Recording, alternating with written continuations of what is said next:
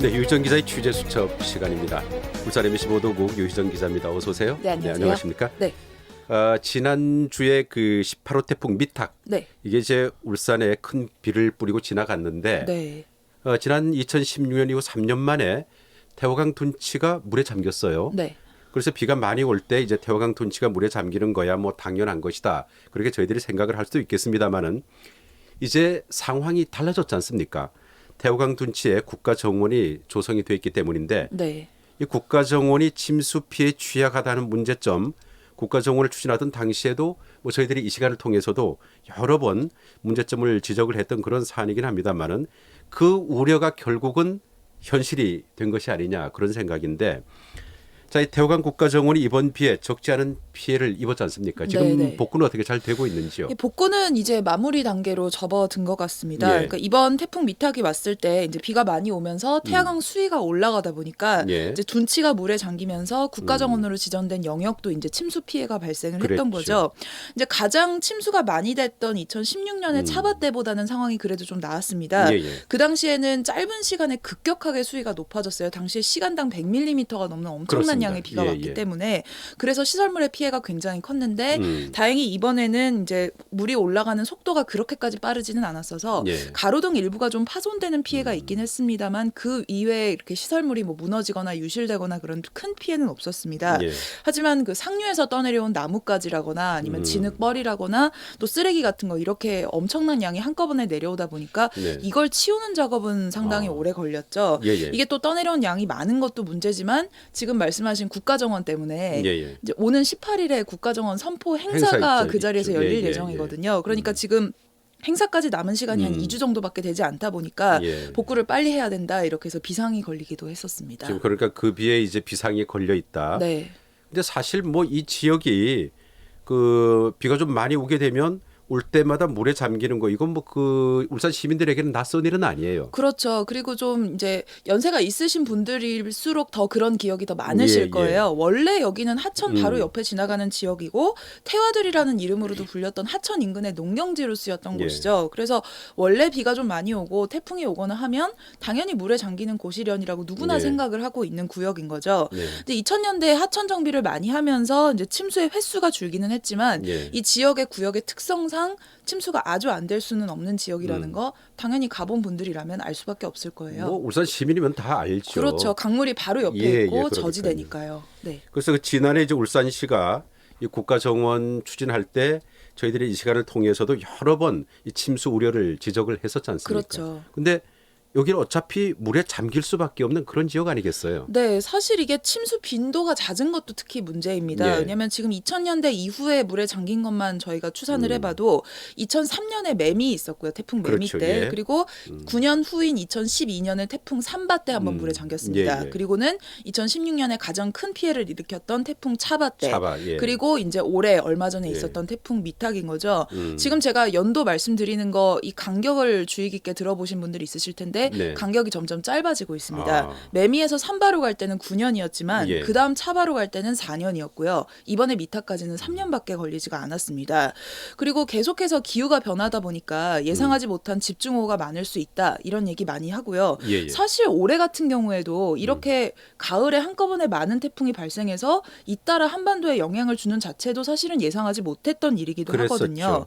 근데 이런 지역에다가 정원을 만들어 놓게 되면 물에 잠길 때마다 복구하는 것 외에는 사실상 대책이 없는 지역에 정원을 그냥 조성해 놓고 그대로 예. 방치하는 거나 다름없다. 이런 우려 저희가 많이 지적을 했었습니다. 그랬었죠. 그리고 네. 당시에 저희들이 울산시는 뭐 물에 잠기는 일이 그렇게 뭐 자주 발생하지는 않을 것이다. 네. 그런 그 답변을 했던 걸로 기억을 해요. 예, 나중에 이제 예. 울산시가 태풍 차바 발생한 이후 그리고 이제 국가정원 문제가 얘기가 나오니까 예. 3시간의 강우량이 90mm가 넘을 때 그다음에 전체 강우량이 200mm가 넘는 예. 굉장히 이례적인 한 200에서 300년에 한 번 벌어질까 말까 한 아. 폭우가 와야만 하천의 잠길 전체 것이다. 구역이 잠길 것이다라고 예측을 했었어요. 예. 예를 들면 2016년에 태풍 차바 같은 상황인 건데 예, 예. 그런 빈도는 굉장히 드물다는 드물다. 거죠. 자주 일어나는 일이 네, 아니라는 겁니다.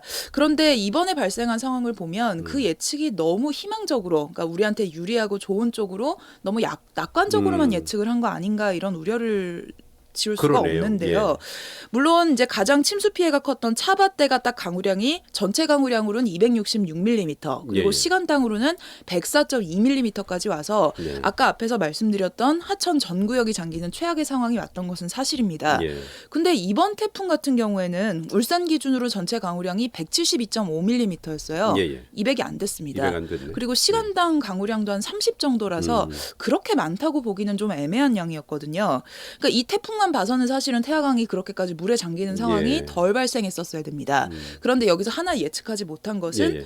태풍 하나가 미치는 영향은 그다지 크지 않을 수 있는데 네. 태풍이 짧은 간격으로 여러 개 반복된다면 어떨 것인가라는 거죠. 예. 그게 바로 이번에 발생한 상황인 겁니다. 그러니까 9월 한 달 동안 울산에 영향을 미친 태풍만 3개예요. 그래서 이미 태화강 상류 지역에 있는 댐들에 물이 꽉 차 있는 상태였습니다. 그런데 이번에 미탁으로 한꺼번에 많은 비가 오니까 비가 오기 시작하자마자 그 댐들이 수위가 다 꽉 차버려서 그렇죠. 바로 물을 방류할 수밖에 없게 된 겁니다. 예.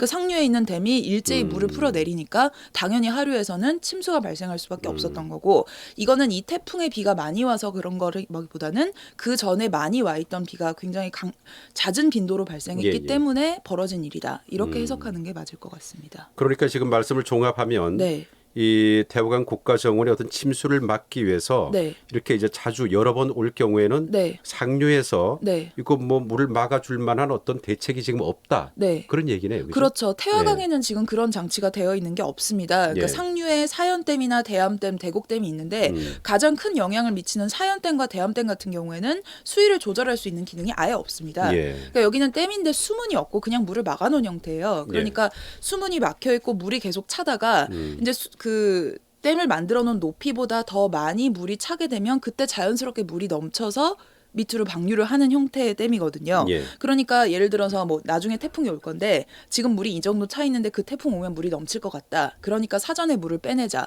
예. 이런 장치가 두 댐에는 없다는 겁니다. 그렇다고 물이 꽉 차는 시점이 와서 이번 태풍 미탁처럼 막 물이 와서 댐이 넘치려고 하는데 예.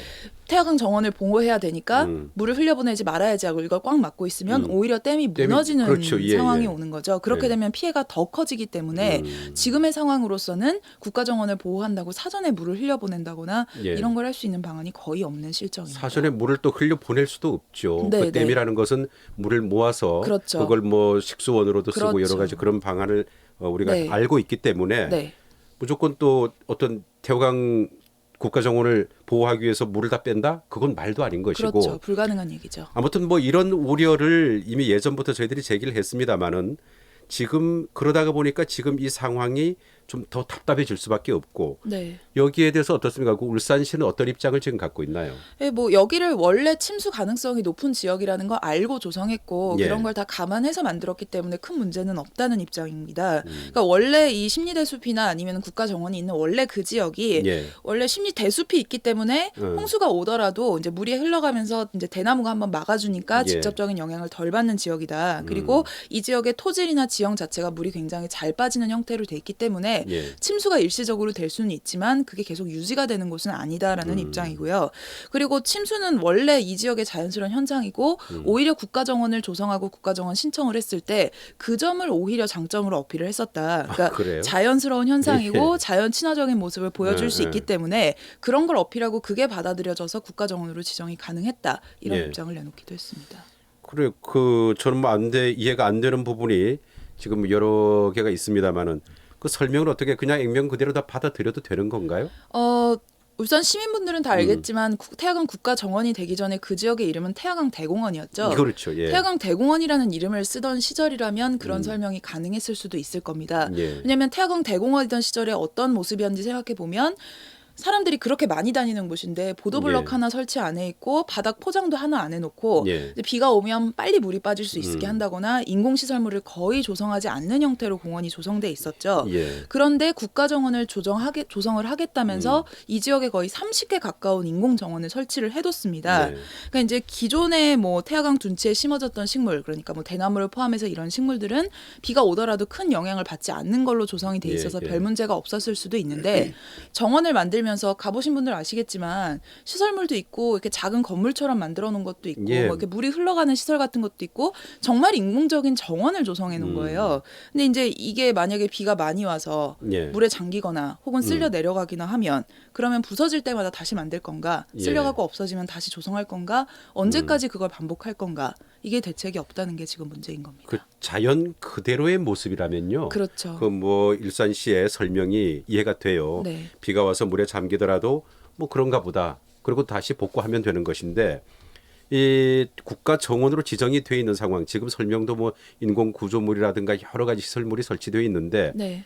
지금 상황이 완전히 달라진 거 아니에요? 그렇죠. 그리고 그렇게 정원을 조성하는데 우리가 예. 예산을 투입했다는 걸 잊지 말아야 될 겁니다. 그렇죠. 여기 이미 많은 예산을 투입했는데 그게 만약에 언제 올지 모르는 비에 언제든지 유실될 수 있다. 그리고 그걸 복구하고 그 지역을 정리하는데 계속해서 예. 예산을 투입해야 된다면 그냥 공원에 떼내려온 쓰레기 조금 치우고 마는 거랑은 상황이 완전히 달라질 수 있다는 그렇죠. 거죠. 예. 계속해서 이제 이런 일이 발생할 수밖에 없고 울산시가 장담하고 예상했던 것보다 피해가 생각보다 지금 빨리 찾아온 상황입니다. 예. 첫 해부터 이런 일이 벌어진 건데 매년 여름 혹은 가을 때마다 물에 잠기는 정원을 보면서 언제까지 하늘탓만 할 건지 예, 이거 좀 예. 생각을 해볼 필요가 지금이라도 있을 것 같습니다. 이게 하도 문제가 되고 언론사들이 이제 잇따라 지적을 하다 보니까 예. 최근에 울산발전연구원장이 기자들하고 만난 자리가 있었는데 네네. 아 이거 정말 심각한 문제인 것 같다. 방법이 없는지 고민해보겠다 이런 입장을 밝히기도 했는데 이 공식적인 연구에 착수한 건지는 잘 모르겠고요. 예.